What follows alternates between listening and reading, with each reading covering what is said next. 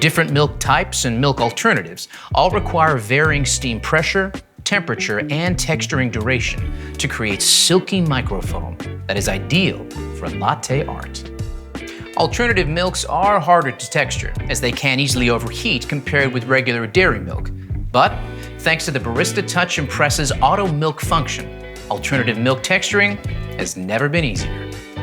The Auto MilQ function calibrates the pressure, temperature, and timing of your selected milk type to create the ideal texture.